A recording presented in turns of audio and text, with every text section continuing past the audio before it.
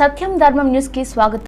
Doctor Sridhar Appalaraju గారు ప్రచార సభని మొట్టమొదటి రోజు తన స్వగ్రామమైనటువంటి దేవనార్దాడులో గ్రామ దేవతలను పూజించుకొని ఈ ప్రచారాన్ని ప్రారంభిస్తూ 5వ నెల 13వ తేదీన జరగబో ఎన్నికలకు మేమంతా సిద్ధమని చెప్పి మరి డాక్టర్ శ్రీధర్ అప్పలరాజు గారి వెనక్కి మేము నడుస్తూ ఉన్నాము.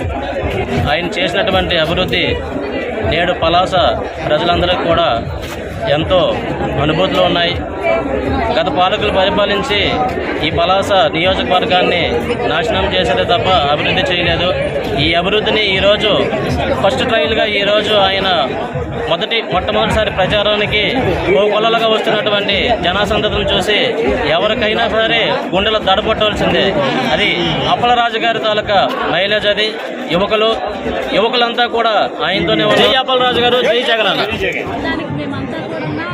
మళ్ళీ మా రాజన్న మంచి మెజార్టీతో గెలవాలని మనస్ఫూర్తిగా కోరుకుంటూ మేము మహిళలందరం కూడా మా యొక్క స్వయంగా మేము వచ్చి ఈ ప్రచారంలో పాల్గొనడం జరుగుతుంది.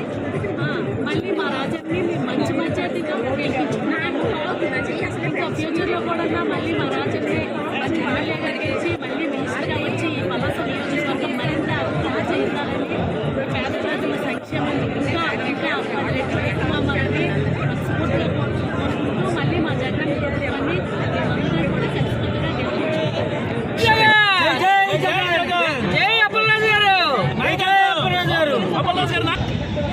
ఈరోజు అప్పలరాజు గారు ఎమ్మెల్యే అభ్యర్థి క్యాండిడేటు, అలాగే ఎంపీ క్యాండిడేటు తిలక్ గారు ఈరోజు పలాస నియోజకవర్గంలో ముహూర్తాలు కట్టి పెద్ద భారీగా ర్యాలీ ఏర్పాటు చేశారు.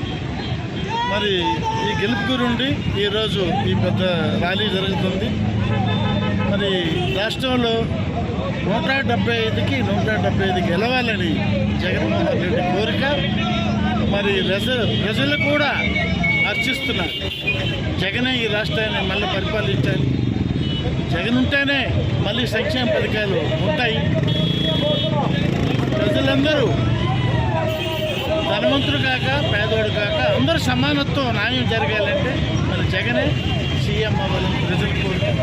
మరి ఆ కోరిక మేరకు గెలవాలని